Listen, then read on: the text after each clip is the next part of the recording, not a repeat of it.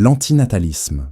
Et si l'acte le plus célébré de l'expérience humaine, celui qui est au cœur de nos récits, de nos familles et de notre biologie, l'acte de donner la vie, reposait sur une erreur morale fondamentale?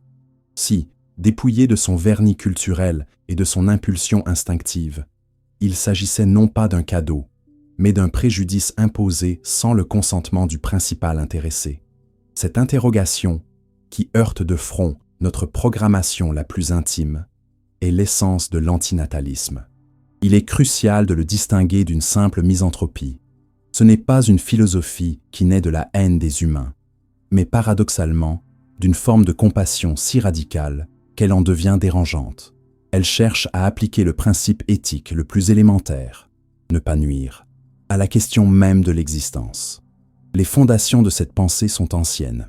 On en trouve l'écho chez le penseur grec Hégésias de Cyrène, surnommé le persuasif de la mort, ou dans la profonde noirceur d'Arthur Schopenhauer, pour qui la volonté aveugle et insatiable nous pousse à nous reproduire, perpétuant un cycle absurde de souffrance et d'ennui. Mais c'est le philosophe sud-africain David Benatar qui, à l'ère contemporaine, a donné à l'antinatalisme sa structure logique la plus rigoureuse, avec son célèbre argument de l'asymétrie. L'illustration centrale de Benatar est un exercice de logique pure, qui expose le pari truqué de l'existence. Il nous invite à comparer 4 états. Premièrement, la présence de la douleur est une mauvaise chose. Deuxièmement, la présence du plaisir est une bonne chose. Sur ces 2 points, le consensus est quasi universel. C'est sur les 2 points suivants que le piège se referme. Troisièmement, l'absence de douleur est une bonne chose, même si personne n'existe pour en profiter. Un univers sans souffrance est intrinsèquement préférable à un univers où elle existe. Quatrièmement, et c'est le point crucial, l'absence de plaisir n'est pas une mauvaise chose, à moins qu'il n'y ait un individu existant qui soit privé de ce plaisir. Un bonheur non éprouvé ne manque à personne s'il n'y a personne pour le ressentir. La conclusion est implacable. En décidant de ne pas créer d'enfants, nous garantissons un bien, l'absence de douleur, et nous ne causons aucun mal. L'absence de plaisir ne prive personne. En revanche, en créant un enfant, nous lui garantissons un mal certain. La douleur, même minime, est inévitable, en échange d'un bien, le plaisir, dont l'absence n'aurait été un problème pour personne. L'équation est donc négative. La non-création est toujours, d'un point de vue éthique, supérieure. Le mécanisme de cette philosophie est si déstabilisant parce qu'il oppose la froideur de la logique à la chaleur de notre instinct. Il révèle un conflit profond entre notre programmation évolutive, qui nous pousse à la procréation pour la survie de l'espèce, et notre capacité de raisonnement moral, qui nous enjoint à minimiser la souffrance. L'antinatalisme est, en un sens, une rébellion de la conscience contre la tyrannie de la biologie. Il suggère que nos désirs les plus naturels ne sont pas nécessairement nos guides moraux les plus fiables. Ce qui rend l'idée particulièrement pertinente aujourd'hui, c'est sa résonance avec les angoisses du monde moderne. Face à la perspective d'un effondrement écologique, à la précarité économique croissante, à la polarisation politique et à une culture qui promeut une superficialité anxiogène, la question de la responsabilité de faire venir un être dans ce monde devient plus aiguë que jamais. Ce n'est plus une simple question de désir personnel, mais un acte aux implications écologiques, sociales et éthiques profondes. L'impact psychologique de cette pensée est immense. L'adopter, ne serait-ce que comme un exercice intellectuel, force à une redéfinition radicale de concepts comme le sens, l'héritage ou l'espoir. Si le sens ne réside pas dans la continuation de sa lignée, où le trouver? Si l'héritage n'est pas génétique, que peut-il être? Cela nous pousse vers une éthique de l'ici et maintenant, centrée sur l'amélioration du sort des êtres qui existent déjà, plutôt que sur la création de nouveaux êtres. C'est une invitation à une forme ultime de maîtrise de soi, une discipline intérieure qui choisit la responsabilité éthique plutôt que la gratification instinctive. Cela nous laisse avec une question vertigineuse. Face à un avenir incertain, le plus grand acte d'amour est-il de faire le pari audacieux du bonheur ou de poser l'acte miséricordieux de l'abstention? Peut-être que le silence de la non-existence est la seule berceuse qui ne mente jamais. L'expérience du bouton rouge. Imaginez un instant dans le calme de votre solitude, qu'un bouton rouge et unique se matérialise devant vous. Une entité omnisciente et digne de confiance vous explique sa fonction sans aucune ambiguïté. Si vous exercez une pression sur ce bouton, toute forme de vie consciente à travers l'univers cessera d'exister. La fin sera instantanée, indolore et totale. Chaque agonie, chaque peur, chaque maladie, chaque cœur brisé, chaque torture physique ou psychologique qui a existé ou qui existera un jour sera annulée, effacée de la trame de la réalité, comme si elle n'avait jamais été. La souffrance, dans sa totalité, sera vaincue. Mais dans ce même instant, tout le reste disparaîtra également. Chaque éclat de rire, chaque œuvre d'art, la sensation du soleil sur la peau, la complexité de l'amour, la quête de la connaissance, et tout le potentiel futur de joie et de découverte. L'univers sera rendu à un silence parfait et stérile. La question vous est posée, à vous seul. Appuyez-vous? Cette expérience de pensée, attribuée à divers penseurs de la tradition utilitariste négative, est conçue comme un révélateur. Elle ne s'intéresse pas aux nuances, mais force une décision binaire qui expose le fondement de notre système de valeurs. La décision de ne pas appuyer est un acte d'affirmation. C'est le grand oui à la vie, dans la lignée d'un Nietzsche qui nous met au défi d'accepter l'éternel retour. C'est déclarer que malgré l'océan de souffrance qui la compose, la vie possède une valeur intrinsèque qui la justifie. Cette valeur peut résider dans ses pics de joie, dans la beauté de ses créations, ou simplement dans le potentiel, même infime, d'amélioration et de sens. Ne pas appuyer, c'est accepter que le bien et le mal sont inextricablement liés, que la lumière n'existe pas sans l'ombre. C'est un pari sur le fait que les sommets du bonheur peuvent, d'une manière ou d'une autre, racheter les abîmes de la douleur. C'est une position qui valorise la complexité, le potentiel et la liberté au-dessus de la simple absence de négativité. C'est, en somme, un acte d'espoir, peut-être même un acte de foi dans la valeur de la conscience elle-même. À l'inverse, la décision d'appuyer sur le bouton est l'application la plus pure et la plus terrifiante d'une logique compassionnelle. C'est l'argument utilitariste négatif poussé à sa conclusion ultime. Si le but moral suprême est de minimiser la souffrance, alors l'éradication de la source de toute souffrance, la conscience, est l'acte le plus éthique qui soit. Appuyer, ce n'est pas un acte de haine, mais de pitié cosmique. C'est juger que la somme des douleurs endurées par la totalité des êtres conscients surpasse, et surpassera toujours, la somme de leur joie. C'est décider que même le bonheur le plus intense d'un seul individu ne peut justifier la torture d'un autre. C'est choisir la paix du néant plutôt que la guerre de l'existence. Ce dilemme, bien que fantastique, reflète une tension réelle dans nos vies. Faut-il prendre un risque immense pour une récompense potentielle, créer une entreprise, tomber amoureux, ou faut-il privilégier la sécurité et l'évitement de la douleur?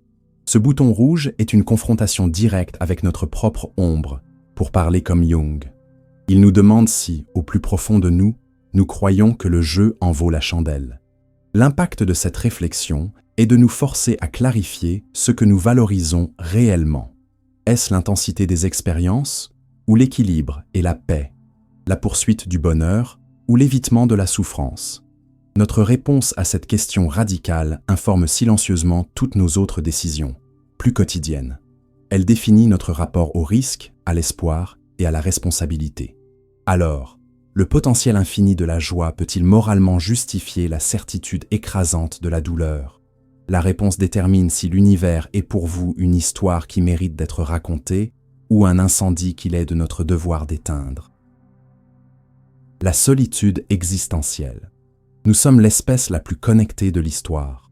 Des fils invisibles de données nous relient à des milliards d'autres, tissant une tapisserie planétaire d'interactions, de messages et d'images.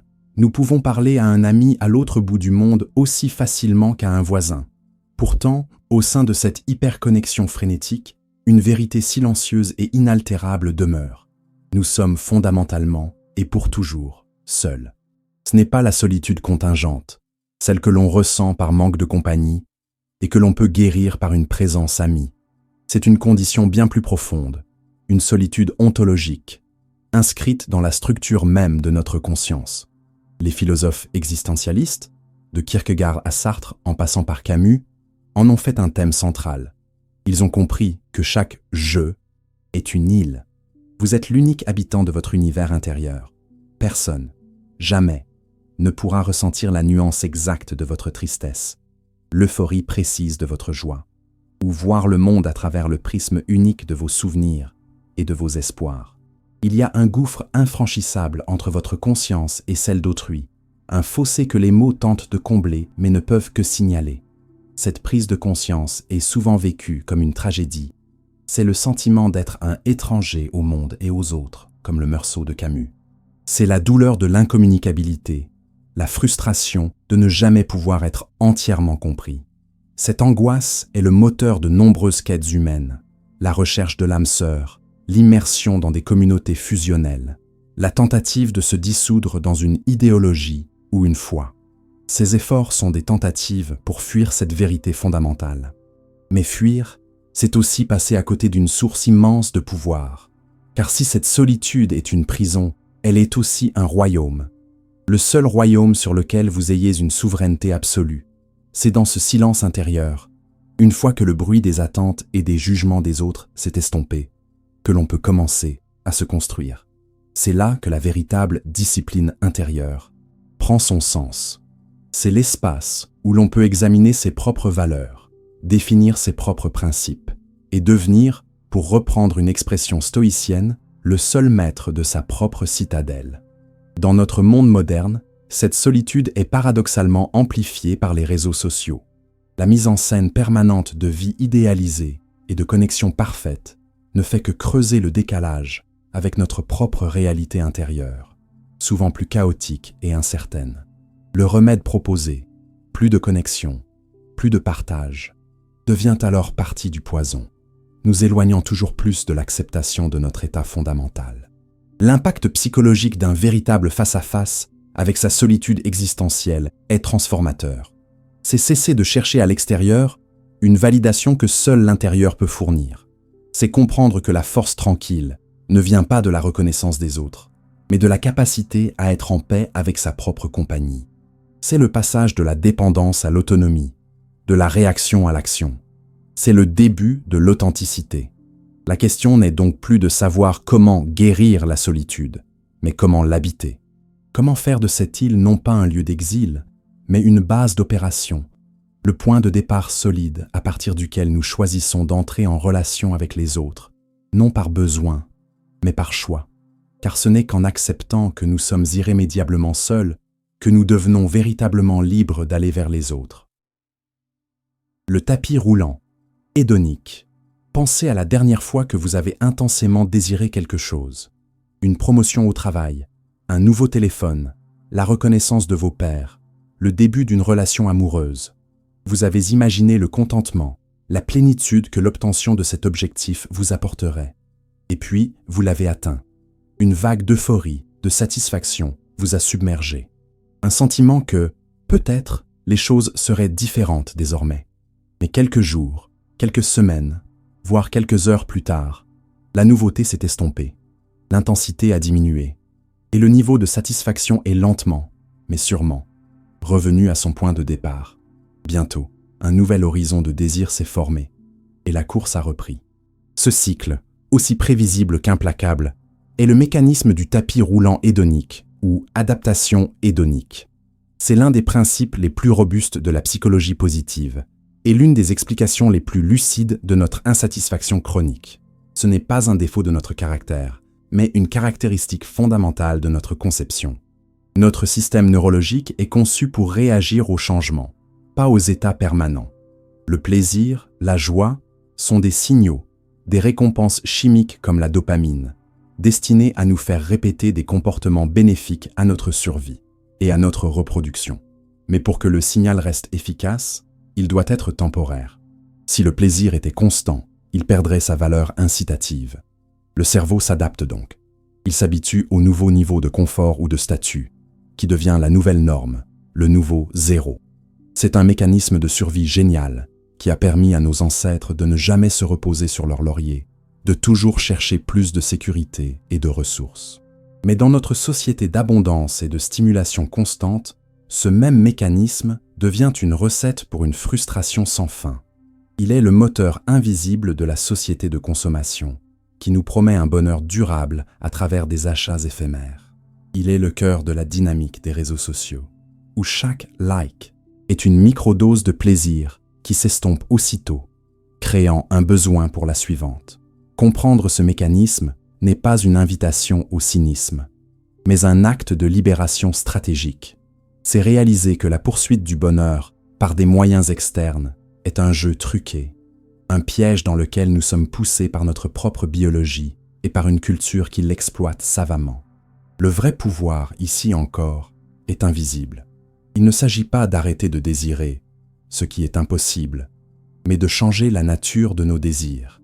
C'est ce que les sagesses anciennes, du bouddhisme au stoïcisme, ont compris depuis des millénaires. Elles nous invitent à déplacer le lieu de notre quête du bonheur, de l'extérieur, événements, possessions, statut, vers l'intérieur, notre état d'esprit, notre vertu, notre capacité à trouver la paix dans l'instant présent. C'est le passage d'un jeu de résultats à un jeu de processus. On ne vise plus la destination du bonheur, mais la qualité de la marche. L'impact de cette prise de conscience est de pouvoir enfin observer ses propres désirs avec une distance amusée, de les reconnaître pour ce qu'ils sont, des impulsions biochimiques temporaires, plutôt que des commandements sacrés. Cela permet de faire des choix plus alignés avec ses valeurs profondes, plutôt qu'avec la promesse de la prochaine dose de plaisir. Cela nous amène à la question fondamentale pour quiconque cherche une vie authentique. Sachant que le tapis roulant ne s'arrêtera jamais de lui-même, comment apprend-on à marcher dessus avec grâce, voire à en descendre de temps à autre pour simplement contempler le paysage? La quête n'est plus d'aller plus vite, mais de trouver le silence entre les pas. Le problème de la souffrance. Il existe une expérience qui unit l'humanité plus sûrement que la joie, l'amour ou l'ambition. C'est une expérience qui ne connaît ni frontières, ni époque, ni classe sociale. C'est la condition fondamentale, le bruit de fond de l'existence consciente, la souffrance. De la douleur physique aiguë à l'angoisse silencieuse d'une nuit d'insomnie, de la peine d'un deuil à l'humiliation d'un échec, la souffrance est la seule promesse que la vie tient toujours. Cette universalité en fait non pas une simple question médicale ou psychologique, mais le problème central de toute philosophie et de toute religion. C'est le roc sur lequel toutes les grandes constructions de sens viennent se briser. La formulation la plus célèbre de ce défi intellectuel nous vient de l'Antiquité, à travers le fameux trilemme d'Épicure. Si Dieu est omnipotent, il peut supprimer le mal. S'il est omnibienveillant, il veut supprimer le mal. S'il est omniscient, il sait comment supprimer le mal. Or, le mal et la souffrance existent. Comment résoudre cette contradiction? C'est le problème de la théodicée, la tentative de justifier Dieu face au scandale du mal. Des générations de penseurs s'y sont attelés. Leibniz a tenté de le résoudre en affirmant que nous vivons dans le meilleur des mondes possibles. Une idée que Voltaire a brillamment tournée en ridicule dans son Candide, où les malheurs absurdes du héros démontrent l'indécence d'un tel optimisme. L'une des illustrations les plus puissantes de la confrontation à ce problème n'est pas un texte, mais une histoire, celle du prince Siddhartha Gautama, le futur Bouddha. Élevé dans un palais, délibérément protégé de toute vision de la misère humaine, son existence est une bulle de plaisir et d'ignorance. Mais lors de ses premières sorties, il rencontre successivement un vieil homme, un homme malade, un cadavre, et enfin, un ascète.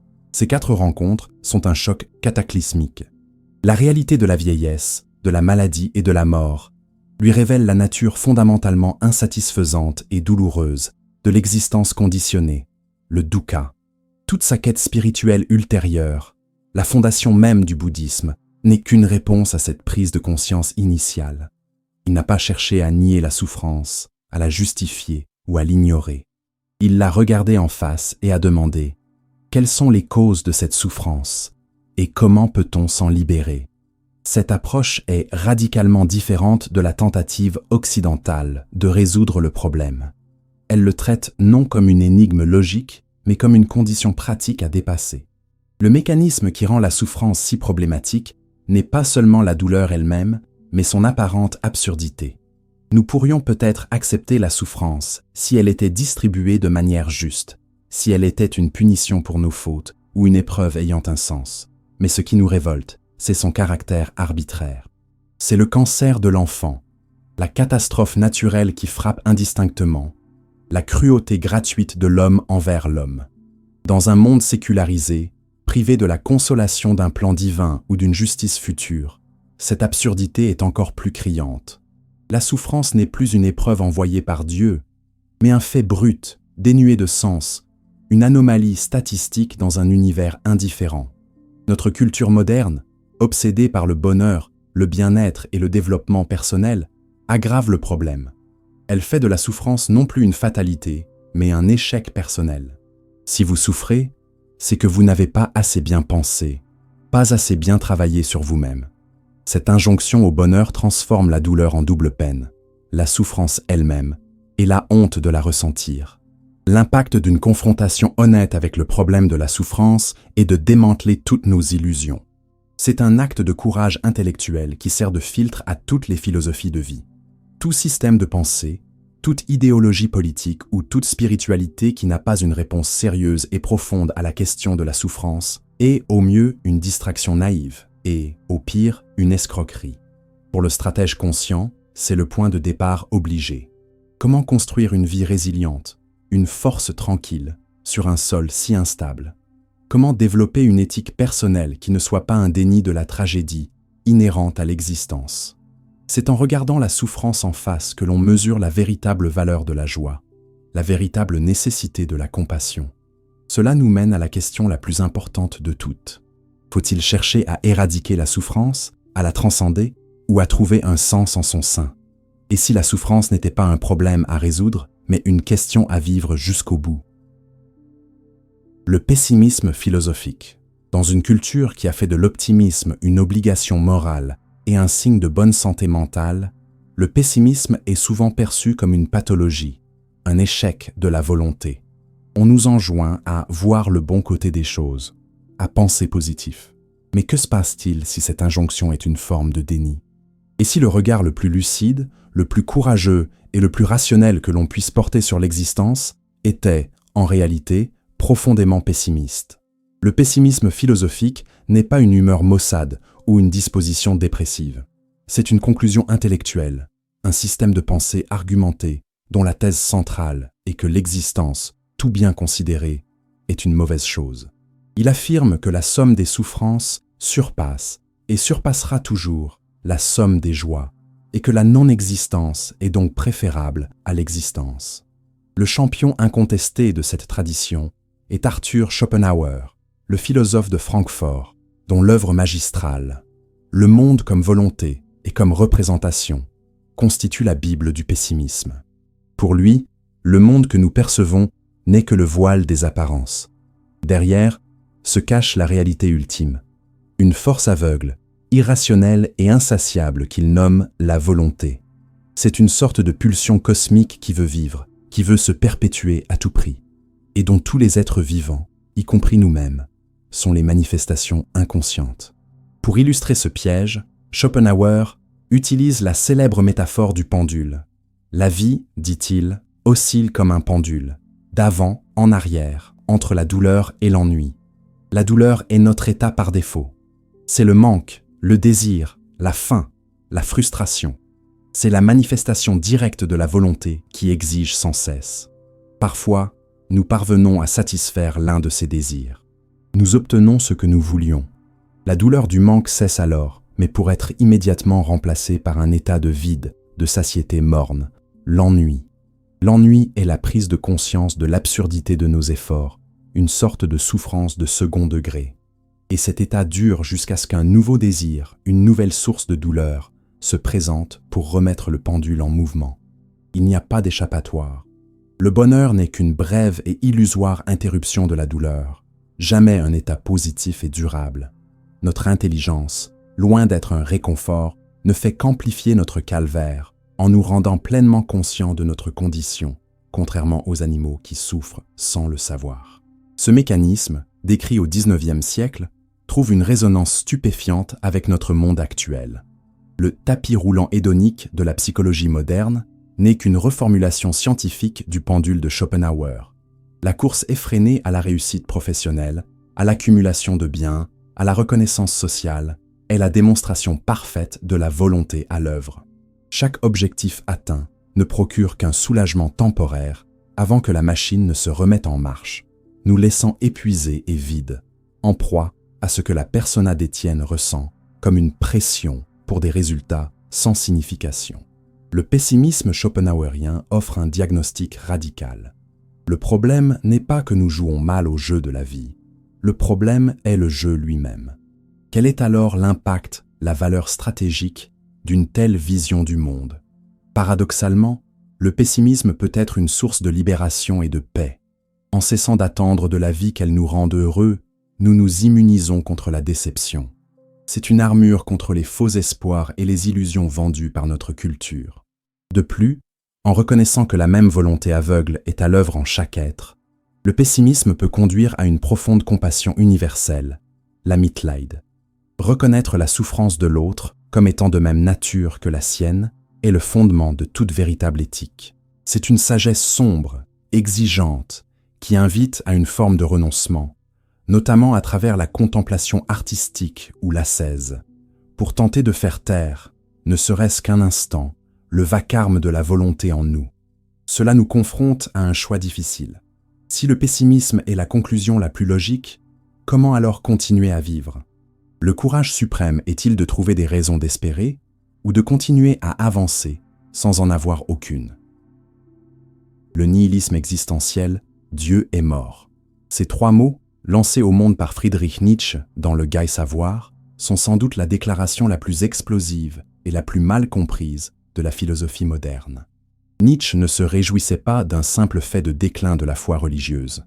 Il annonçait un événement cataclysmique, l'effondrement de tout le système de valeurs sur lequel la civilisation occidentale avait reposé pendant 2 millénaires.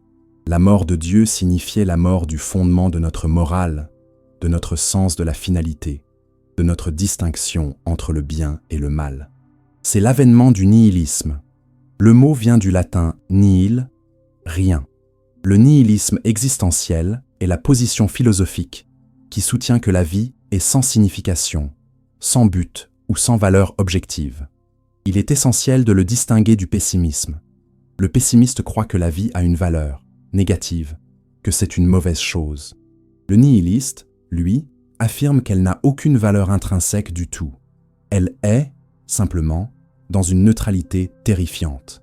C'est le sentiment que tout est vain, que toutes les actions se valent, c'est-à-dire ne valent rien. Pour illustrer cette situation, on peut utiliser la métaphore de l'océan. L'humanité naviguait autrefois sur cet océan en suivant une carte précise et une étoile fixe au firmament, la foi en Dieu. Cette étoile donnait la direction, le nord moral. La carte décrivait les ports sûrs, le paradis, les récifs dangereux, l'enfer, et les règles de navigation, les commandements. La mort de Dieu, c'est la prise de conscience que l'étoile s'est éteinte et que la carte n'était qu'un dessin humain. Nous voilà à la dérive, sur un océan infini, sans direction, sans boussole, sous un ciel vide. Cette liberté nouvelle est d'abord une source d'angoisse et de vertige. Si rien n'est vrai, alors tout est permis, comme le dit le personnage d'Ivan Karamazov chez Dostoïevski. Sur quelle base fonder nos lois, nos choix, nos vies? Si aucun sens ne nous est donné, comment échapper au désespoir? C'est le cœur de la crise nihiliste. Nietzsche a vu que cette crise pouvait mener à deux voies. La première est celle du nihilisme passif, ou ce qu'il a appelé le dernier homme. C'est l'homme qui, face à l'absurdité, se réfugie dans le confort, le divertissement, la sécurité et un petit bonheur médiocre. Il ne croit plus en rien de grand, ne prend plus de risques, et son seul but est de prolonger son existence dans une tiédeur sans passion. C'est une critique féroce de la société moderne et de sa quête de bien-être à tout prix. Une société qui produit une perte d'authenticité. La seconde voie est celle du nihilisme actif ou achevé. C'est celle de l'esprit fort qui voit dans la mort de Dieu non pas une catastrophe, mais une opportunité unique. C'est la libération de toutes les anciennes chaînes, la possibilité pour l'homme de devenir enfin créateur de ses propres valeurs. C'est l'appel à devenir un Übermensch, surhomme, celui qui ne subit pas le non-sens mais qui lui impose son propre sens, sa propre volonté de puissance. Pour le stratège conscient, le nihilisme n'est donc pas une fin, mais le point de départ obligé de toute pensée authentique au XXIe siècle.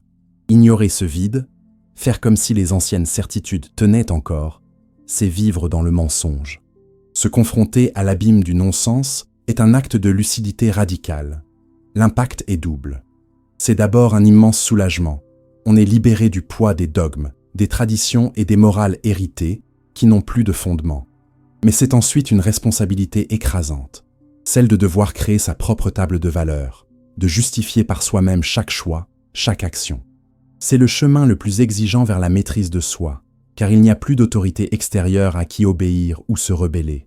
On devient sa propre loi. Cela nous amène à la question fondamentale laissée par Nietzsche. Si rien n'a de sens prédéfini, sommes-nous condamnés à la dérive ou sommes-nous enfin libres de devenir les capitaines de notre propre navire? Et si le but de la vie n'était pas de découvrir un sens caché, mais de posséder la force d'en imposer un? La misanthropie, en philosophie. Avez-vous déjà ressenti, en lisant les nouvelles du jour, en observant les comportements de la foule ou en naviguant sur les réseaux sociaux, une profonde lassitude, un sentiment de dégoût ou de mépris pour l'espèce humaine, une exaspération face à la bêtise, la cruauté, la vanité et l'hypocrisie qui semblent si souvent l'emporter sur la raison et la bonté. Ce sentiment, souvent refoulé par culpabilité, peut être plus qu'une simple mauvaise humeur. Il peut être l'ébauche d'une position philosophique, la misanthropie. Du grec misein, haïr, et anthropos, homme. La misanthropie est un mépris ou une méfiance généralisée envers l'humanité. Il faut la distinguer soigneusement du pessimisme. On peut trouver l'existence mauvaise, sans pour autant mépriser les êtres qui la subissent. La misanthropie est un jugement moral et intellectuel porté spécifiquement sur notre espèce. La littérature regorge de figures misanthropes, comme l'Alceste de Molière, qui ne supporte pas l'hypocrisie des conventions sociales, ou le Timon d'Athènes de Shakespeare, dont l'amour pour l'humanité se transforme en haine après avoir été trahi. L'une des incarnations les plus pures du misanthrope philosophique est sans doute le cynique Diogène de Sinope. En choisissant de vivre dans un tonneau, en méprisant les biens matériels et en se comportant délibérément de manière non civilisée, Diogène ne faisait pas que choquer. Il posait un acte de critique radical. Sa célèbre quête, se promenant en plein jour avec une lanterne allumée en prétendant « chercher un homme », n'était pas la recherche d'un individu, mais la démonstration qu'il n'en trouvait aucun qui soit digne de ce nom. Son mépris visait l'orgueil, la vanité et l'absurdité des coutumes humaines. Sa vie était un argument performatif contre une société qu'il jugeait corrompue et indigne. C'est une clé pour comprendre le mécanisme de la misanthropie philosophique. Elle naît souvent d'un idéalisme déçu. Le misanthrope n'est pas quelqu'un qui a toujours haï l'humanité. C'est souvent quelqu'un qui en attendait beaucoup, peut-être trop. Le mépris est la cicatrice d'un amour blessé pour un idéal de rationalité, de dignité et de compassion que la réalité des comportements humains ne cesse de trahir. Dans le contexte actuel, les sources d'une misanthropie raisonnée sont abondantes. La propagation de la désinformation, la polarisation toxique des débats, la culture du narcissisme sur les réseaux sociaux, l'inaction face aux crises écologiques, la persistance de la violence et de l'injustice. Tout cela peut nourrir le sentiment que l'humanité est une expérience ratée. Pour un esprit lucide qui valorise la cohérence et l'authenticité, le spectacle du monde peut facilement mener à un retrait dégoûté. La misanthropie devient alors une sorte de mécanisme de défense immunitaire, une manière de protéger sa propre intégrité intellectuelle et morale face à un environnement perçu comme toxique et irrationnel. Elle permet de maintenir une distance critique salutaire et de ne pas se laisser entraîner par la folie collective. Quel est donc l'impact et la valeur stratégique de cette posture? Une dose contrôlée de misanthropie peut être un puissant outil de lucidité. Elle vaccine contre la naïveté, incite à la prudence et encourage à juger les individus sur leurs actes plutôt que sur leurs belles paroles. Elle favorise l'autonomie et la construction d'un cercle restreint de relations authentiques, plutôt qu'une confiance aveugle dans le progrès ou la bonté de l'humanité. Le danger, bien sûr, est de sombrer dans une amertume stérile, un cynisme qui isole et paralyse. Le défi pour l'esprit stratégique est d'utiliser la perspicacité du misanthrope sans succomber à son poison. C'est savoir critiquer sans haïr, maintenir sa distance sans perdre sa capacité à aimer sélectivement. Cela soulève une question délicate. La misanthropie est-elle la conclusion inévitable d'un esprit qui voit clair? Ou est-elle le symptôme d'un cœur qui n'a pas su rester ouvert? Et comment peut-on juger l'humanité avec une telle sévérité, sans finir par se mépriser soi-même? L'absurde.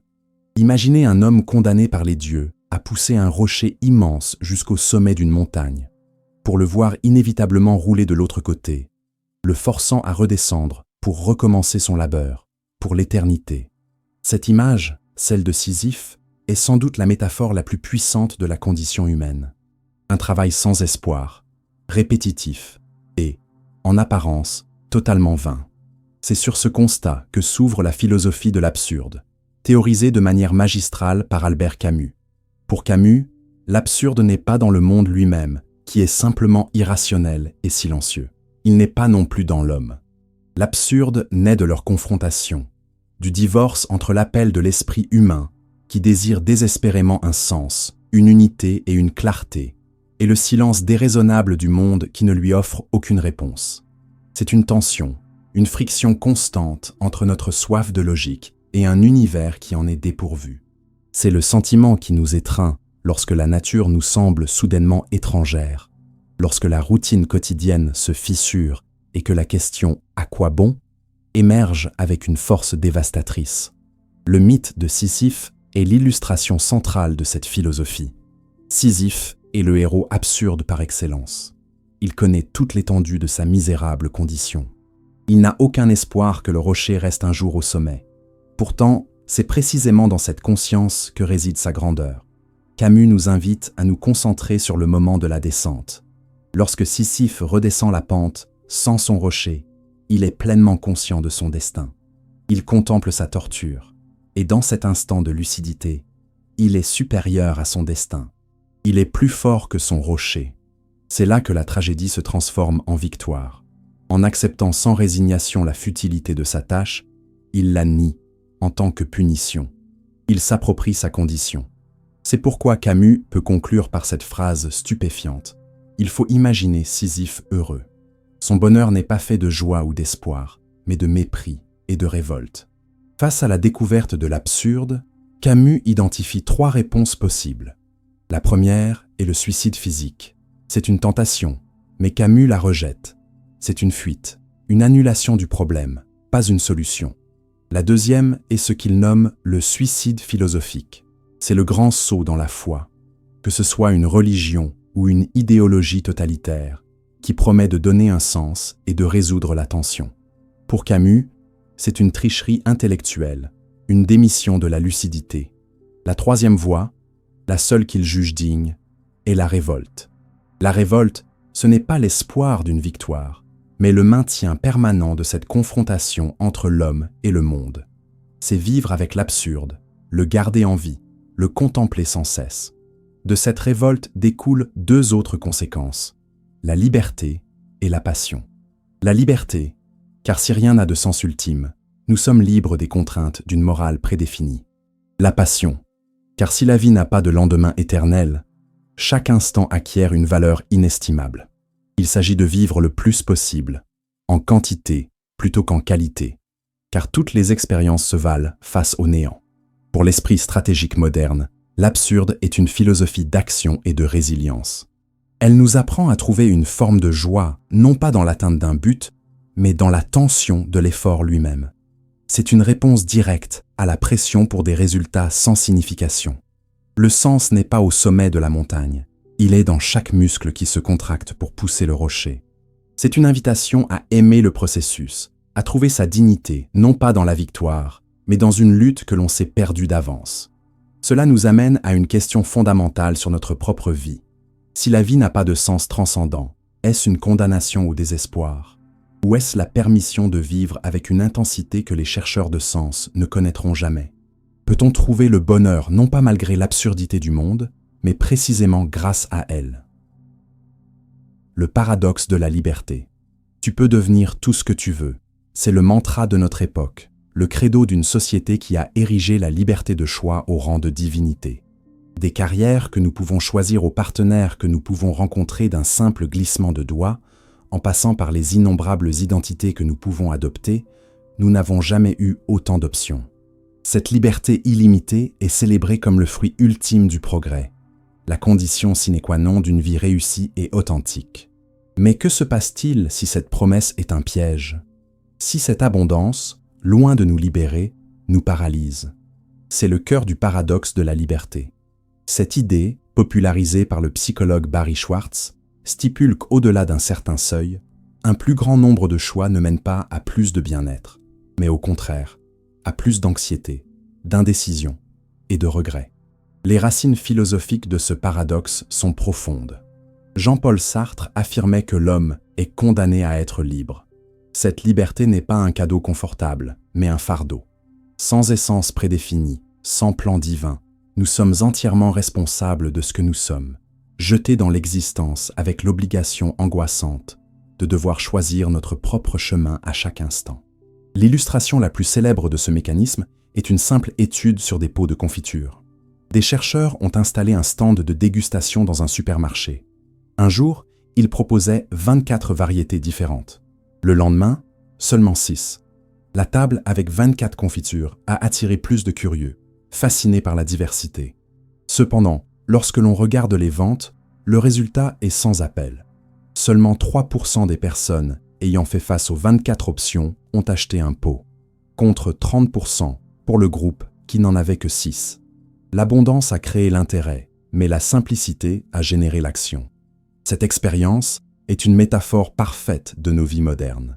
Face à l'infinité des profils sur une application de rencontre, nous restons paralysés, craignant de faire le mauvais choix. Face aux milliers de films sur une plateforme de streaming, nous passons plus de temps à choisir qu'à regarder. La liberté absolue ne libère pas, elle submerge. Le mécanisme psychologique derrière ce paradoxe est une triple peine. Premièrement, la paralysie de l'analyse. Le cerveau humain n'est pas conçu pour comparer efficacement des dizaines de variables complexes. La charge cognitive devient trop lourde, et la réponse la plus simple est de ne pas choisir du tout, ou de reporter la décision. Deuxièmement, l'escalade des attentes. Avec une multitude d'options, notre attente passe d'un choix bon à un choix parfait. La perfection étant un idéal inatteignable, toute décision réelle sera forcément une source de déception. Troisièmement, et c'est le plus corrosif, l'anticipation du regret. Chaque option choisie est tentée par le fantôme de toutes les options abandonnées. Le fameux FOMO, Fear of Missing Out, est la manifestation la plus évidente de ce regret permanent qui diminue la satisfaction de nos propres décisions. L'impact de ce paradoxe est au cœur des maux de la persona d'Étienne, la surcharge mentale et la perte d'authenticité. Nous sommes tellement occupés à comparer les vies possibles que nous oublions de vivre la nôtre. L'idée d'une vie optimisée nous transforme en gestionnaires anxieux de notre propre existence. La leçon stratégique est donc profonde et contre-intuitive. La véritable liberté ne réside pas dans l'expansion infinie des choix, mais dans la sagesse d'imposer ses propres contraintes. La discipline, l'engagement, la spécialisation ne sont plus vus comme des limitations, mais comme des outils qui rendent la liberté praticable et significative. C'est l'art de se créer une cage sur mesure, non pour s'emprisonner, mais pour enfin avoir un espace où il est possible d'agir. C'est une voie vers la maîtrise de soi par le renoncement délibéré. Cela nous conduit à une question essentielle. La véritable liberté est-elle la possibilité de tout choisir ou la force de savoir à quoi renoncer? Et si le secret d'une vie authentique n'était pas d'ouvrir toutes les portes, mais d'apprendre volontairement à en fermer quelques-unes? Le quiétisme. Notre monde est un appel constant à l'action. Agir, s'engager, protester, optimiser, se dépasser, changer le monde. Le repos lui-même est devenu une activité à planifier pour être plus productif ensuite. L'inaction est suspecte, la passivité est une faute. Dans ce vacarme d'injonctions, une philosophie ancienne et radicale murmure une proposition d'une audace folle. Et si la réponse la plus profonde, la plus puissante, était de ne rien faire, de cultiver un état de quiétude absolue, d'annihiler sa propre volonté pour laisser le monde être ce qu'il est? C'est l'essence du quiétisme. Cette doctrine spirituelle et mystique, qui a connu son apogée controversé au XVIIe siècle dans le catholicisme français avec des figures comme Madame Guyon et Fénelon, prône une voie de pur amour et d'abandon total. Elle postule que l'ego, la volonté propre, est la source de toute agitation, de toute anxiété et de toute séparation d'avec le principe divin. Même les efforts les plus vertueux, s'ils proviennent de notre volonté, sont encore une manifestation d'amour-propre. La seule voie vers la paix véritable est donc de devenir un instrument parfaitement passif, de cesser toute activité intérieure, pour que Dieu, ou le cours naturel des choses, puisse agir à travers nous sans obstacle. L'illustration la plus simple du quiétisme est celle du bouchon de liège flottant sur une rivière. Il ne cherche pas à nager, à résister au courant ou à atteindre une rive particulière. Il se contente de flotter, montant et descendant avec les vagues, acceptant pleinement la direction que le courant lui impose. L'âme quiétiste aspire à cette légèreté, à cette absence de friction avec la réalité. Il ne s'agit pas d'une paresse, mais d'une ascèse inversée. L'effort n'est pas de faire, mais de cesser de faire.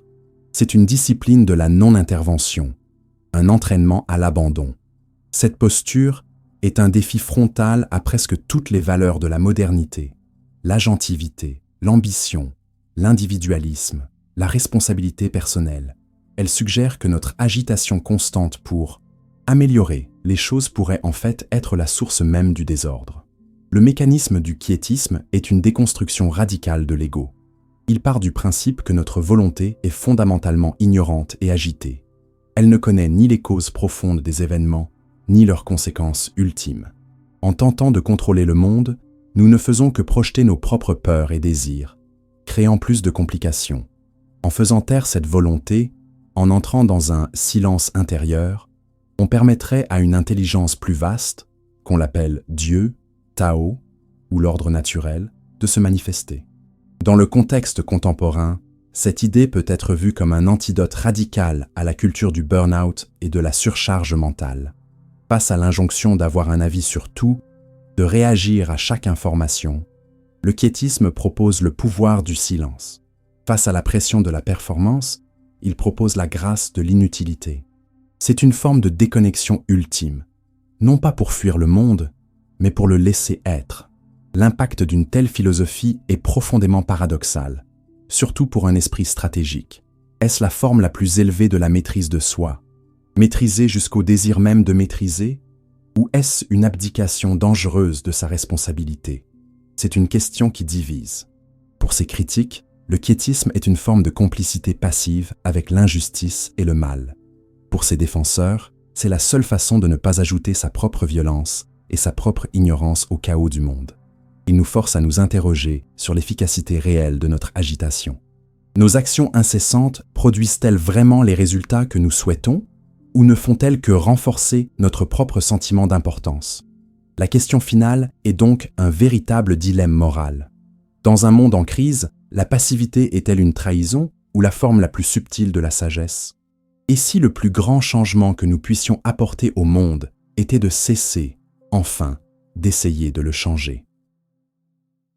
Le sens de la souffrance. Nous avons établi que la souffrance est un problème universel, une condition fondamentale de l'existence, qui semble souvent arbitraire et absurde.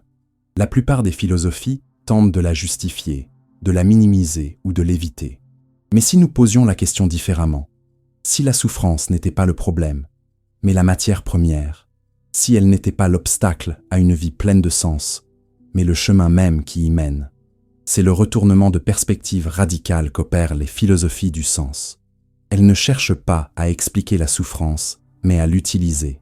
Le penseur emblématique de cette approche est Viktor Frankl, psychiatre autrichien et survivant des camps de concentration nazis. Dans son livre bouleversant « Découvrir un sens à sa vie », Frankl expose sa théorie, la logothérapie, qui repose sur une idée simple mais puissante. La motivation première de l'être humain n'est ni la recherche du plaisir, comme le pensait Freud, ni la quête de pouvoir, comme le suggérait Adler, mais une irrépressible volonté de sens. L'illustration de cette théorie est l'expérience vécue par Frankl lui-même, dans l'enfer des camps, privé de tout ce qui constitue une vie humaine, sa famille, sa profession, sa dignité, il a observé un fait crucial. Ceux qui avaient les plus grandes chances de survie n'étaient pas les plus robustes physiquement, mais ceux qui avaient un pourquoi, une raison de vivre qui transcendait leur souffrance actuelle. C'était l'image d'un être cher à retrouver, une œuvre inachevée à terminer, une mission à accomplir. Frankl cite souvent la phrase de Nietzsche qui est devenue sa devise. « Celui qui a un pourquoi qui lui sert de but peut supporter presque n'importe quel comment. » Cette idée est le cœur de sa thérapie. Même dans la situation la plus désespérée, la plus dénuée de liberté extérieure, il reste à l'homme une dernière liberté, celle de choisir son attitude face à ses souffrances. Le mécanisme de création de sens, selon Frankl, peut s'opérer de 3 manières. Premièrement, par la création, en accomplissant une œuvre, en réalisant une tâche. Deuxièmement, par l'amour, en rencontrant quelqu'un, en se dévouant à une cause, en appréciant la beauté du monde. Et troisièmement, et c'est le plus important dans les situations extrêmes, par la manière dont nous affrontons une souffrance inévitable. Lorsqu'une situation ne peut plus être changée, comme une maladie incurable ou l'incarcération dans un camp, nous sommes mis au défi de nous changer nous-mêmes. La souffrance, dit Frankl, cesse d'être une souffrance au moment où elle trouve un sens, comme le sens d'un sacrifice. En choisissant de faire face à sa douleur avec courage et dignité, on transforme une tragédie personnelle en une victoire intérieure. On donne une valeur à son épreuve. L'impact de cette philosophie est immense pour quiconque traverse une crise dans le monde moderne.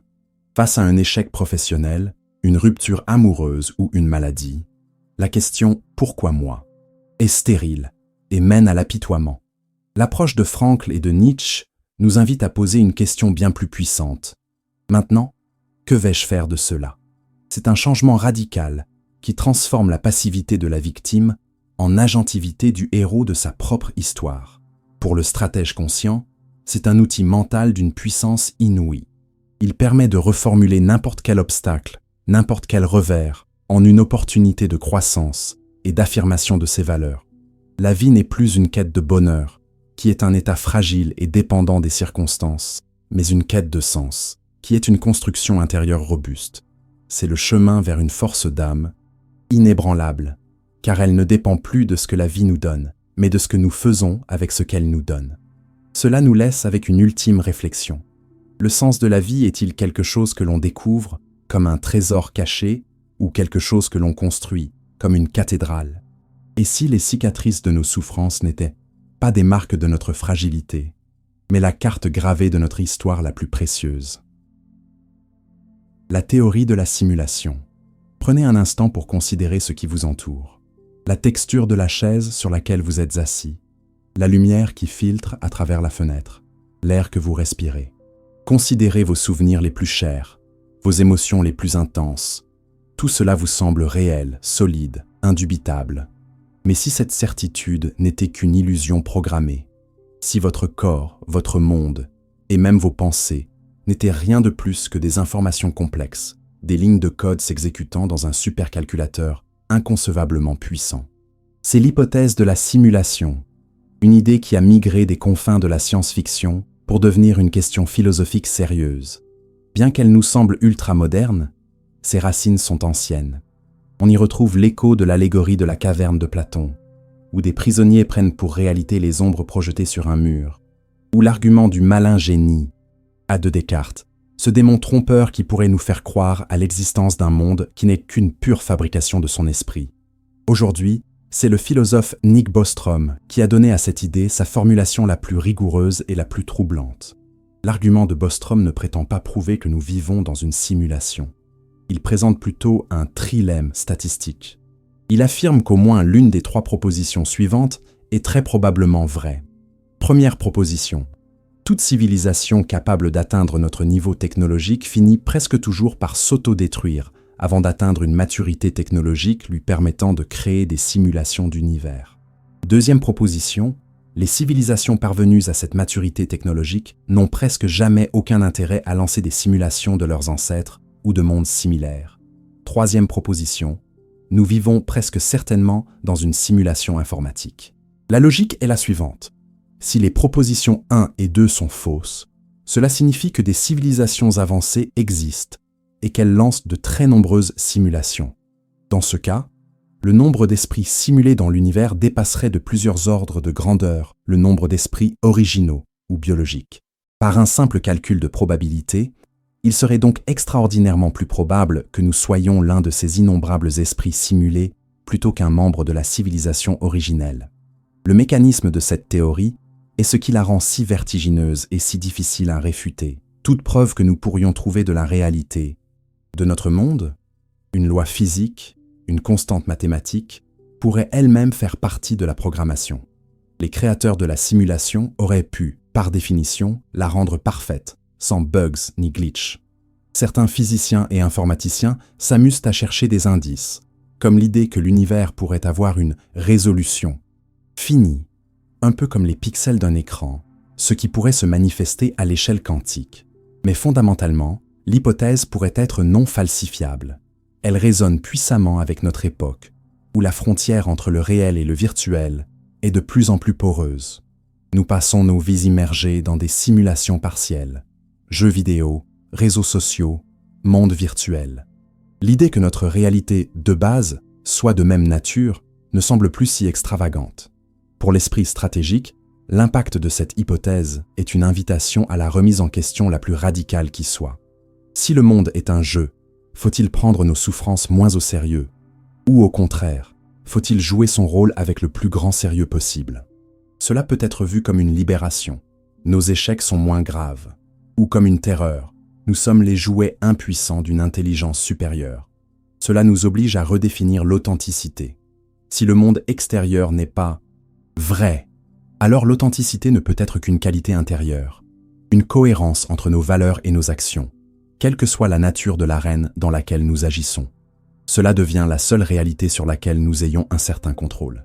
La question ultime n'est donc peut-être pas de savoir si nous sommes dans une simulation. La question est, si nous l'étions, cela changerait-il quelque chose à notre devoir d'être humain? Et qui peut affirmer avec certitude que la souffrance d'un être simulé est moins réelle et moins importante que celle de son créateur? La vie comme accident cosmique. Lever les yeux vers le ciel par une nuit sans nuages, loin des lumières de la ville. Contempler l'immensité silencieuse, le froid infini, parsemé de points lumineux, qui sont des soleils, des galaxies, à des distances qui défient l'imagination. Face à ce spectacle, l'esprit humain a toujours cherché à se rassurer, à inventer des récits qui lui donnent une place centrale et un but dans ce vaste théâtre.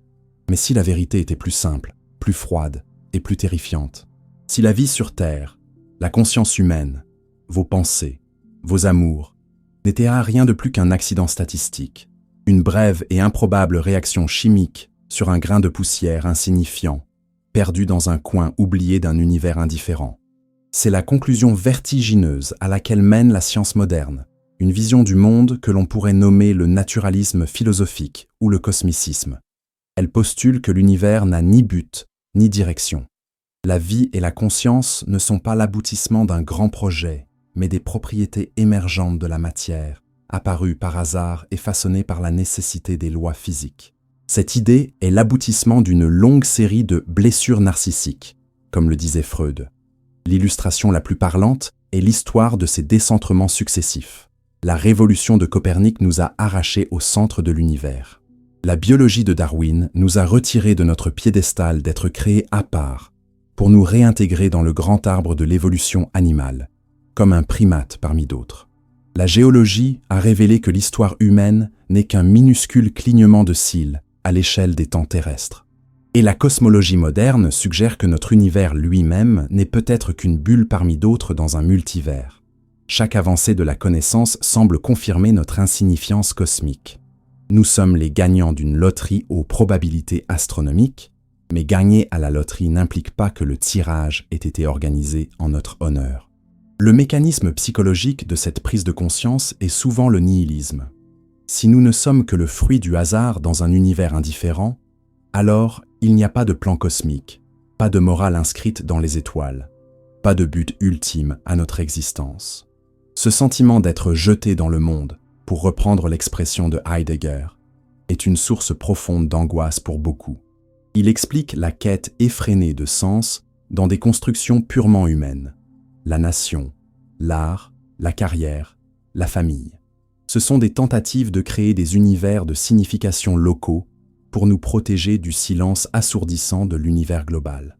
Cependant, cette perspective peut aussi être le fondement d'une éthique plus humble et plus urgente. Si la vie consciente est un accident si rare, si précieux, alors sa préservation sur cette planète devient une responsabilité d'autant plus grande.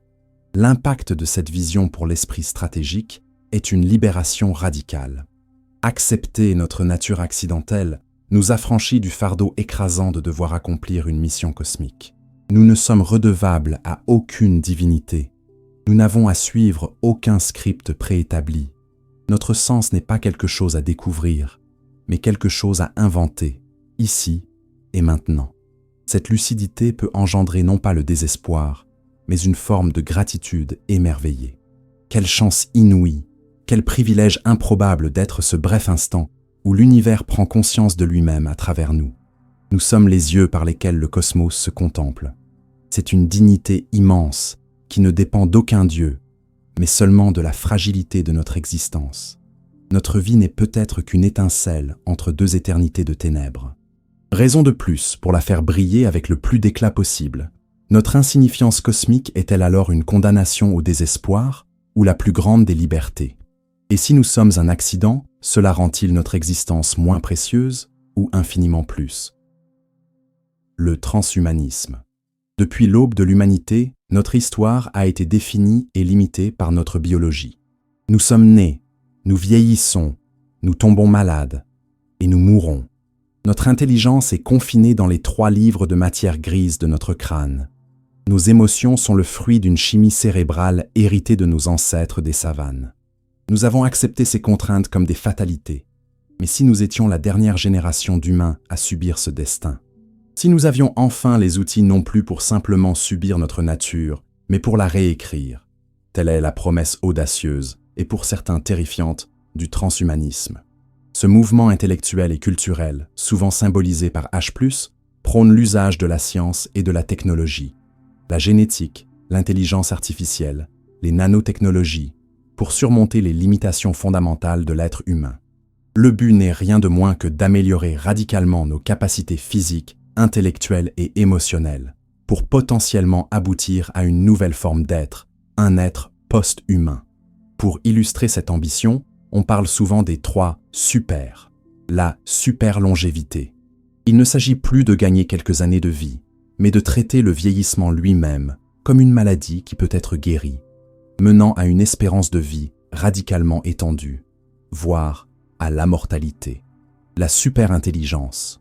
La possibilité de fusionner notre esprit avec des intelligences artificielles, d'augmenter nos capacités cognitives grâce à des implants ou des nootropiques, de dépasser les limites de notre mémoire et de notre vitesse de pensée.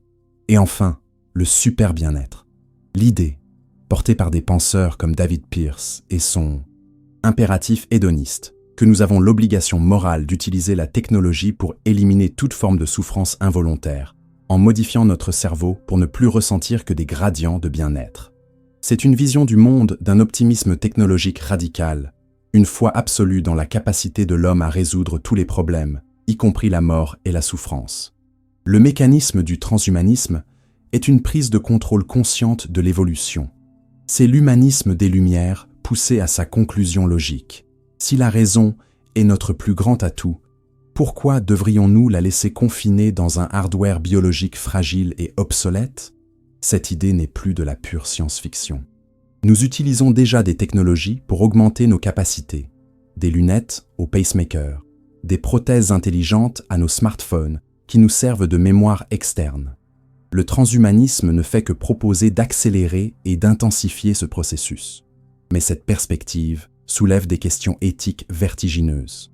Si ces technologies sont coûteuses, ne risquent-elles pas de créer un apartheid biologique entre une élite augmentée et une masse de naturels? Qui décidera des améliorations souhaitables?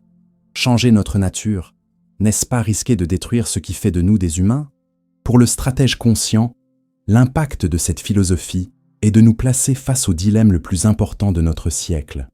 Le transhumanisme est une épée à double tranchant. D'un côté, il offre la promesse d'éradiquer les maux qui nous affligent depuis toujours. De l'autre, il menace de nous faire perdre notre humanité dans la quête de la divinité. Une vie sans fin, sans douleur, sans fragilité, aurait-elle encore un sens? La compassion, le courage, la créativité, ne tirent-ils pas leur valeur de notre condition de mortels vulnérables? Se confronter au transhumanisme, c'est être forcé de définir ce qui, en nous, est essentiel et non négociable.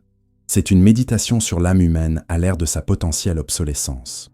En cherchant à devenir des dieux, ne risquons-nous pas de perdre précisément ce qui, en nous, méritait d'être sauvé? Et dans un avenir où nous pourrions tout changer en nous, comment saurons-nous ce qui doit être préservé? L'écophilosophie. Nous avons appris à voir la nature comme une ressource à exploiter, un paysage à admirer, ou au mieux, un environnement fragile à protéger pour notre propre bénéfice futur.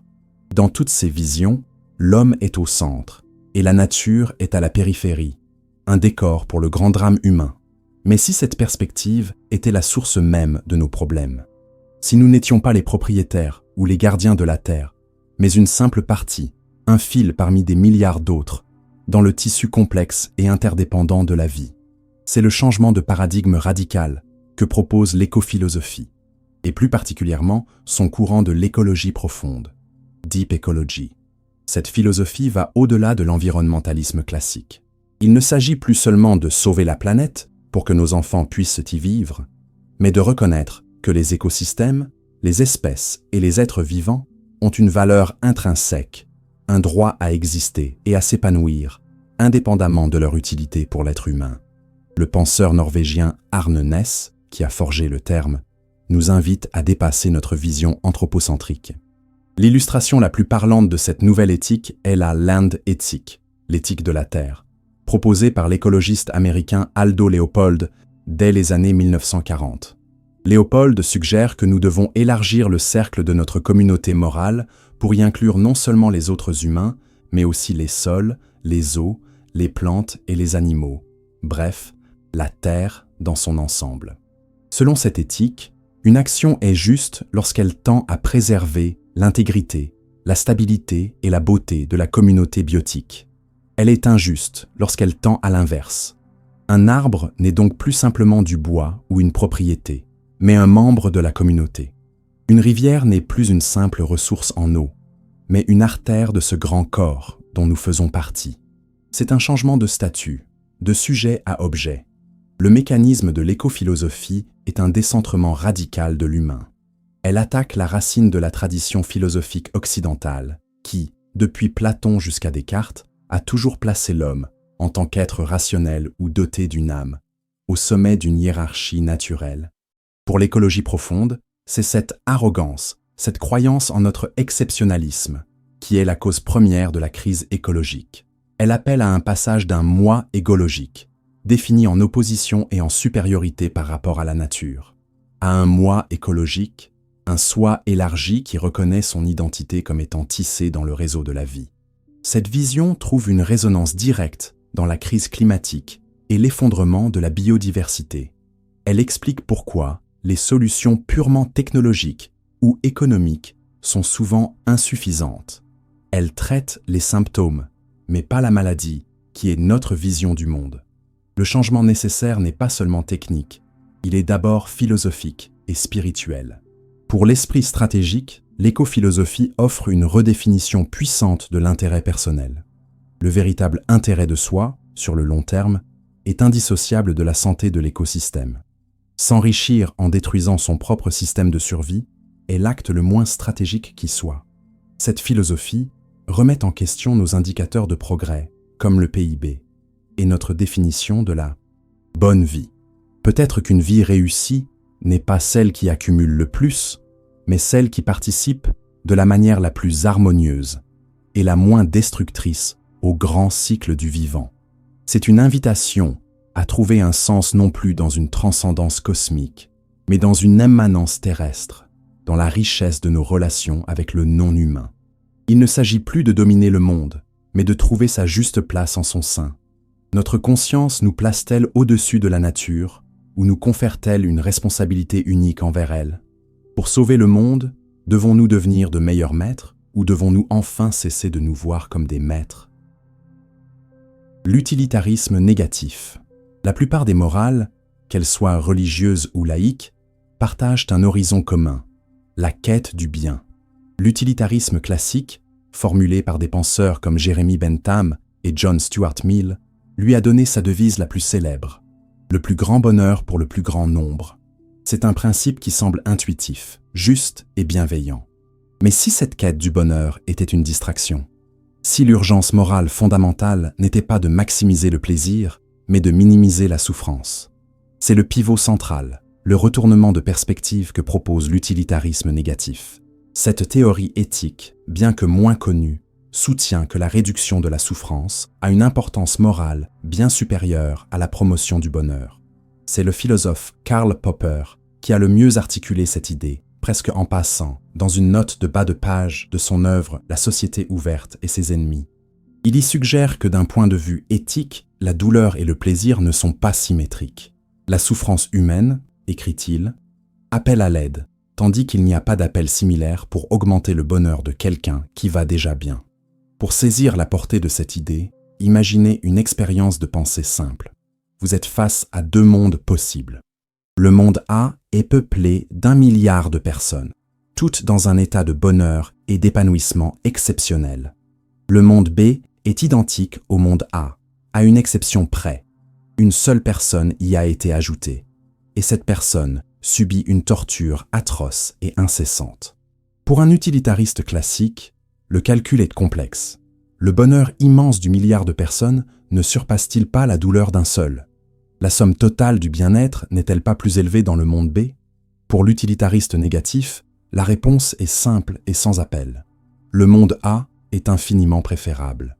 La souffrance extrême d'un seul être est un mal absolu, une catastrophe morale qu'aucune quantité de bonheur ne peut justifier ou compenser. Le devoir premier n'est pas de créer le bonheur, mais d'empêcher l'horreur. Le mécanisme de cette philosophie repose sur l'asymétrie de la valeur. Le plaisir intense est un luxe, un bonus. La douleur intense est un mal fondamental, une violation. Elle ne joue pas dans la même catégorie. L'utilitarisme négatif est donc une éthique de triage, une morale d'urgentiste. Face à un monde blessé, il ne s'agit pas de décorer les chambres des bien portants, mais de soigner les plaies les plus graves. Cette perspective a des implications concrètes. Dans l'allocation des ressources publiques, elle suggérerait de toujours privilégier les services qui combattent la misère, santé, aide aux plus démunis, plutôt que ceux qui augmentent le confort des plus aisés, subventions culturelles par exemple. Elle est aussi le système d'exploitation logique de plusieurs des philosophies radicales que nous avons explorées. L'antinatalisme, par exemple, peut être vu comme une application de ce principe. Si la vie contient inévitablement de la souffrance et que la non-souffrance est l'objectif premier, alors ne pas créer la vie est l'acte le plus moral. Pour l'esprit stratégique, l'utilitarisme négatif est un outil d'une clarté redoutable. Il offre une boussole morale simple et puissante. Va là où la douleur est la plus grande et tente de la réduire. Il force à regarder en face les pires aspects de la condition humaine et à agir en conséquence. Cependant, sa logique, poussée à l'extrême, est terrifiante. Si l'objectif est l'éradication totale de la souffrance et que toute vie, même la plus heureuse, contient une part de souffrance, alors la conclusion logique n'est-elle pas qu'un monde sans vie serait le meilleur des mondes? C'est la pente glissante qui mène aux conclusions les plus radicales de la pensée. La boussole morale la plus fiable pointe-t-elle vers le plus grand bonheur ou s'éloigne-t-elle de la pire souffrance? Et si, en cherchant à éliminer toute la douleur du monde, le seul outil logique était d'éliminer le monde lui-même? L'éphilisme. Nous avons contemplé l'idée de ne plus créer d'humains pour leur épargner la souffrance. Nous avons exploré la logique qui place la minimisation de la douleur au-dessus de tout. Il est temps maintenant de pousser ces raisonnements jusqu'à leur conclusion la plus globale et la plus biologiquement radicale. Et si le problème n'était pas simplement l'humanité, mais la vie elle-même? Si le processus de l'évolution, le mécanisme même de l'ADN, n'était qu'une erreur fondamentale, un algorithme absurde qui ne fait que programmer la souffrance à l'échelle planétaire, c'est la thèse de l'éphilisme. Le nom lui-même, life, vie en anglais, éplé à l'envers, annonce la couleur. C'est une philosophie qui veut inverser le cours de la vie. Popularisée par des penseurs sur Internet, elle fusionne l'utilitarisme négatif, l'antinatalisme et un pessimisme biologique profond. Son argument central est que l'évolution darwinienne, pilotée par la réplication égoïste de l'ADN, est un processus aveugle, sans but, qui n'a aucun égard pour le bien-être des créatures qu'il produit. La vie ne veut pas être heureuse, elle veut simplement continuer. Et pour cela, elle a inventé la prédation, la maladie, la faim, la peur, des moteurs de sélection extraordinairement efficaces et des sources de souffrance infinies. L'illustration la plus directe de la thèse éphiliste est un documentaire animalier regardé avec des yeux lucides. Oubliez la musique majestueuse et la narration romantique. Regardez les faits bruts. Le zèbre éventré par la lionne, qui elle-même mourra de faim si elle échoue. Le jeune oiseau poussant son frère hors du nid pour s'assurer une meilleure part de nourriture. Le poisson dévoré vivant par des parasites. La nature, loin d'être un jardin d'Éden harmonieux, est un immense abattoir où chaque être est condamné à tuer pour survivre et à souffrir avant de mourir. L'éphilisme nous invite à voir cette réalité sans phare, à reconnaître que la souffrance n'est pas une exception, mais la règle fondamentale du jeu biologique. L'ADN est alors dépeint non plus comme le miracle de la vie, mais comme une sorte de programme malveillant, un virus qui a infecté la matière inerte de la planète pour la forcer à entrer dans un cycle sans fin de douleur et de mort. Le mécanisme de l'éphilisme est une déconstruction totale du concept de caractère sacré de la vie. Pour l'éphiliste, la vie n'a aucune valeur intrinsèque. Sa valeur dépend entièrement de la qualité de l'expérience subjective des êtres conscients qu'elle produit. Puisque l'immense majorité de ces expériences, à travers l'histoire de l'évolution, a été et continue d'être négative, le bilan comptable de la vie est catastrophique. Le problème n'est pas seulement l'homme et sa cruauté. L'homme n'est que l'exécuteur le plus sophistiqué d'un programme qui lui préexiste. Le problème, c'est le programme lui-même. C'est la conclusion la plus extrême de notre exploration. Une condamnation non seulement de notre condition, mais de la condition de toute vie consciente. C'est peut-être la pensée la plus difficile à affronter pour l'esprit humain. Elle heurte nos intuitions les plus profondes, notre amour instinctif pour la nature, notre émerveillement face à la complexité du vivant. Mais pour le stratège conscient, c'est un exercice de cohérence logique ultime. Si l'on accepte les prémices, la souffrance est un mal absolu et la vie biologique est une machine à produire de la souffrance, alors la conclusion éphiliste devient terriblement difficile à réfuter rationnellement. Elle nous force à nous demander si notre attachement à la vie est fondé sur la raison, ou s'il n'est qu'une autre manifestation de l'algorithme de l'ADN qui nous pousse à nous préserver, contre toute logique morale. Si la vie est un algorithme qui programme la souffrance, avons-nous l'obligation morale de tenter de l'arrêter? Et qui sommes-nous, nous-mêmes les produits de cet algorithme, pour nous ériger en juges et en bourreaux de la création? Le mouvement pour l'extinction humaine volontaire, VHEMT, est si l'acte le plus éthique, le plus altruiste et le plus responsable que notre espèce puisse accomplir était tout simplement de s'effacer, de disparaître, non pas dans le fracas d'une guerre nucléaire ou d'une catastrophe écologique, mais dans le silence d'une décision collective et volontaire. Telle est la proposition du mouvement pour l'extinction humaine volontaire, ou VHEMT. Ce n'est pas tant une organisation structurée qu'une philosophie et un appel à l'action, résumé par un slogan aussi percutant que paradoxal. Puissions-nous vivre longtemps et disparaître. May we live long and die out. Le mouvement prône l'idée que tous les humains devraient volontairement s'abstenir de procréer, menant ainsi à une extinction progressive et pacifique de l'espèce Homo sapiens. Il est essentiel de comprendre que le VHEMT n'est motivé ni par la haine de soi, ni par la misanthropie, ni par un désir de violence. Au contraire, il se fonde sur un double principe de compassion. L'illustration la plus simple pour comprendre cette logique est celle de l'invité indélicat dans une fête. L'humanité est arrivée à la fête de la vie sur Terre. Au début discrète, elle est rapidement devenue bruyante et destructrice. Elle a monopolisé les ressources, cassé des objets précieux, terrorisé les autres invités, les autres espèces, et rendu la maison, la biosphère, de plus en plus inhabitable.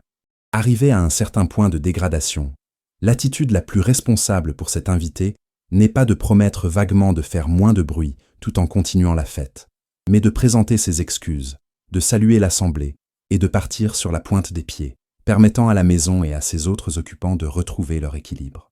Le VHEMT s'appuie sur 2 piliers argumentatifs que nous avons déjà explorés. Le premier est l'argument antinataliste. Il est moralement problématique d'imposer l'existence à de nouveaux êtres humains qui devront endurer les souffrances inhérentes à la vie, surtout dans un monde aux prises avec des crises multiples. Chaque enfant qui n'est pas né est un enfant qui est épargné de toute douleur. Le second pilier est écologique. L'espèce humaine, par son expansion et sa consommation, est devenue une force géologique destructrice, provoquant ce que les scientifiques nomment la 6e extinction de masse. L'extinction de l'homme entraînerait, après une période de transition, une renaissance spectaculaire de la biodiversité et la guérison de la biosphère.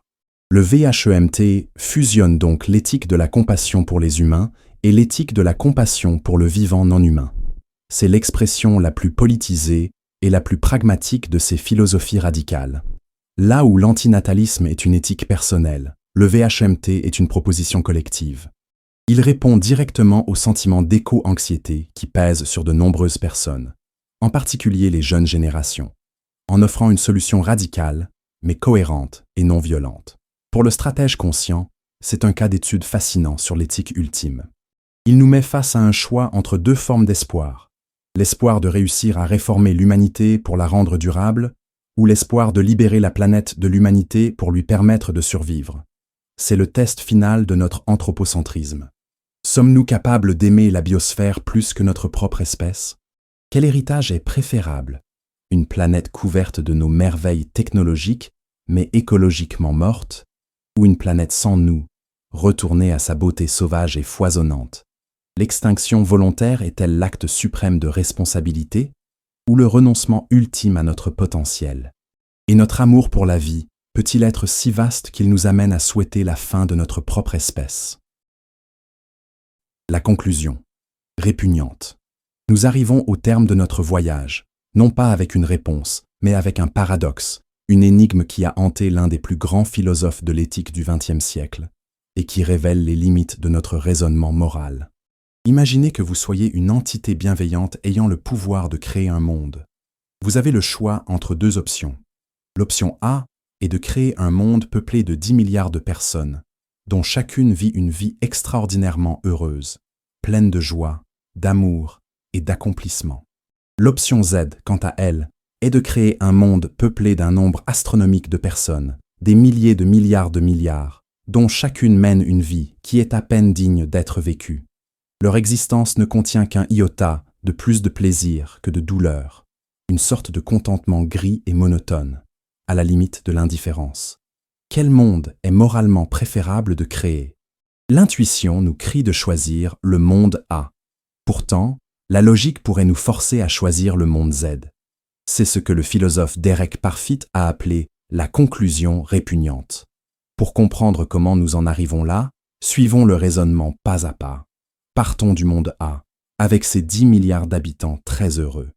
Imaginons maintenant un monde A+, identique au monde A, mais auquel on a ajouté 10 milliards de personnes supplémentaires, dont le niveau de bonheur est très élevé, quoique légèrement inférieur à celui du premier groupe.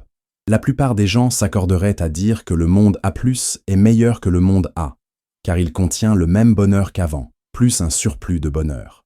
Rien n'a été perdu, et du bien a été ajouté. Imaginons ensuite un monde B, qui contient le même nombre de personnes que le monde A+, 20 milliards, mais où le bonheur total a été réparti de manière égale.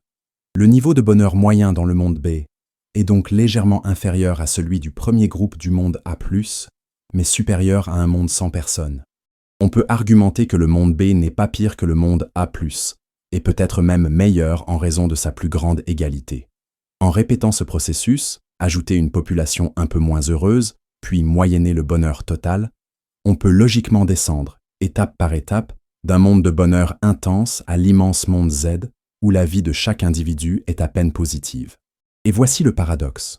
Parce que le nombre de personnes dans le monde Z est si astronomique, la somme totale de bonheur, nombre de personnes multipliées par leur petit bonheur individuel, est bien plus grande dans le monde Z que dans le monde A. Si notre but est de maximiser le bonheur total, nous sommes logiquement contraints de préférer ce monde médiocre et surpeuplé. Une conclusion que notre intuition trouve moralement répugnante. Ce paradoxe n'est pas un simple jeu intellectuel. Il révèle une faille profonde dans les fondations de l'utilitarisme classique et de nos intuitions morales. Il démontre qu'il est extraordinairement difficile de formuler une théorie cohérente sur l'éthique des populations. Comment comparer la qualité de vie à la quantité de vie? Vaut-il mieux un petit nombre de vies excellentes ou un grand nombre de vies médiocres? Ces questions ont des implications concrètes sur les politiques démographiques, environnementales et d'aide au développement. Parfit a passé sa vie à chercher une théorie X qui résoudrait la conclusion répugnante sans créer d'autres paradoxes tout aussi problématiques. Il n'en a jamais trouvé. Pour l'esprit stratégique, c'est la leçon finale, et la plus importante, une leçon d'humilité intellectuelle. Elle nous montre que même notre raison la plus rigoureuse, lorsqu'elle est appliquée à des questions ultimes, peut nous conduire dans des impasses ou à des conclusions monstrueuses. Elle nous apprend que les questions les plus importantes ne sont peut-être pas celles qui ont des réponses, mais celles qui nous forcent à reconnaître les limites de notre propre esprit. Nous quittons donc cette exploration non pas avec une certitude, mais avec un vertige. Si notre logique morale nous mène à des conclusions que nous trouvons répugnantes, devons-nous faire taire notre logique ou trahir notre intuition? Et que faire lorsque la quête du meilleur des mondes nous conduit à en préférer un où personne, en réalité, ne voudrait vraiment vivre?